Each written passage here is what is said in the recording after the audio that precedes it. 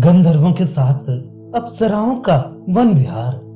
तदनंतर अपनी माया से निर्मित भवनों से सुंदर चमकते हुए रत्नों से सुशोभित व इंद्रधनुष के समान अनेक रंगों वाले गोपुरों से विभूषित गंधर्वों के उस सनातन सदैव एक रूप रहने वाले नगर को देवांगनाओं ने वन विहार की इच्छा से त्याग दिया।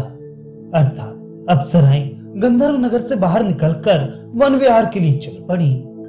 वे कमल लोचना अप्सराएं अपने अपने प्रिय गंधर्वों के साथ अपनी कांति से पर्वतों एवं लताओं आदि को उद्भासित करती हुई वन में प्रवेश करते समय रुक रुक कर चमकने वाली बिजली की छटा के समान सुशोभित होने लगी।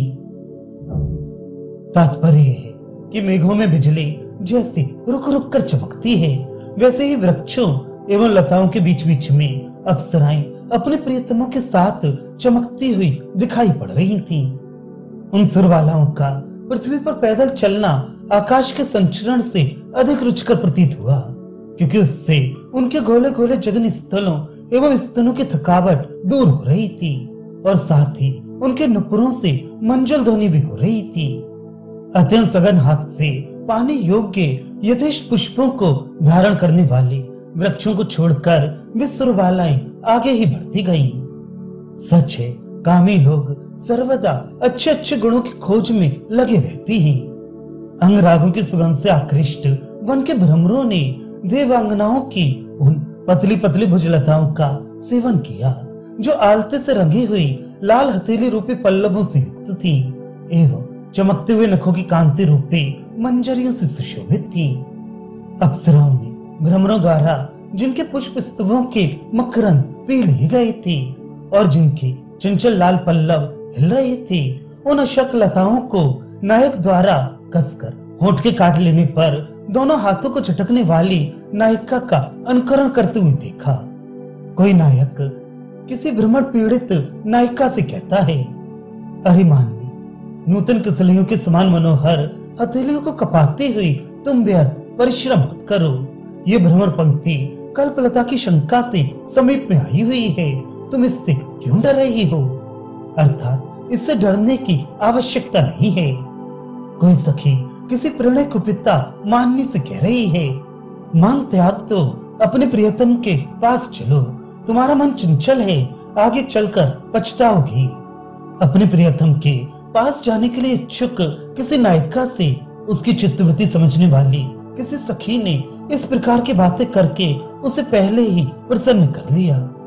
फूली हुई ऊंची ऊंची कांस रूपी साड़ियों से अलंकृत, बोलते हुए सारसों की पंक्ति रूपी मेखलाओं से सुशोभित, ऊंची ऊंची कंगारों रूपी अपने मनोहर नितंबों से विभूषित वन की नदियां दूर से गिरने के कारण खंड खंड रूप में विभक्त प्रवाहों से दूर हटकर चारों ओर फैले हुए प्रियतम के अंक के समान शीतल पवित्र मोती के समान चमकने वाले, मानो वन के हास की भांति दिखाई पड़ने वाले जल बिंदु निश्चल भ्रमर रूपी अंजनों से अर्चित एवं विकसित पुष्प रूपी नेत्रों से मानो सखियों को आदर सत्कार के लिए अत्यंत प्रेम से देखते हुए की भांति नीचे झुकी हुई लताएं एवं मज्जल से लाल रंग के कपोलों को खुजलाने से श्यामल रंग के चंदनों के वृक्ष पर्वत की चोटी पर पहुंचे हुए उन देवांगनाओं के मन को हरने लगे।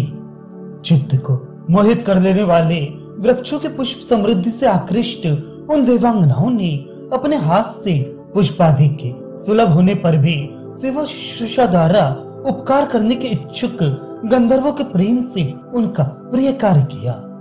अर्थात यद्यपि उन वृक्षों में पुष्प आदि इतने समीप थे कि देवांगनाएं अपने ही हाथ से चुन सकती थीं, तथापि गंधर्वों को प्रसन्न करने के लिए उन्हीं से चुनवा कर लिया।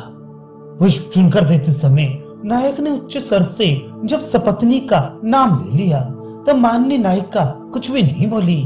वह केवल आंसुओं से डबडबाई हुई आंखों से युक्त होकर चरणों द्वारा धरती पर मिट्टी को रेतती रही।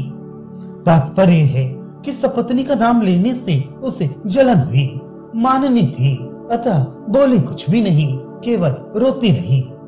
नायक के साथ वार्तालाप करती हुई एक दूसरी नायिका अपलक दृष्टि से उसी की ओर उन्मुख होकर देख रही थी। उसकी नींवें ढीली हो गई थी किंतु वह उससे संभाल भी रही थी।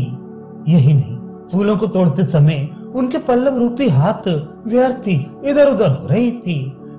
ये भी वे नहीं जान पा रही थी। प्रियतम द्वारा दिए गए नूतन कोमल पल्लवों के साथ बनाए गए पुष्प के मस्तकाभूषण को लीला पूर्वक धारण किए हुए एक सुंदरी ने प्रगाढ़ आलिंगन देकर अपने सघन जगन स्थलों से अपने नायक को प्रसन्न कर लिया।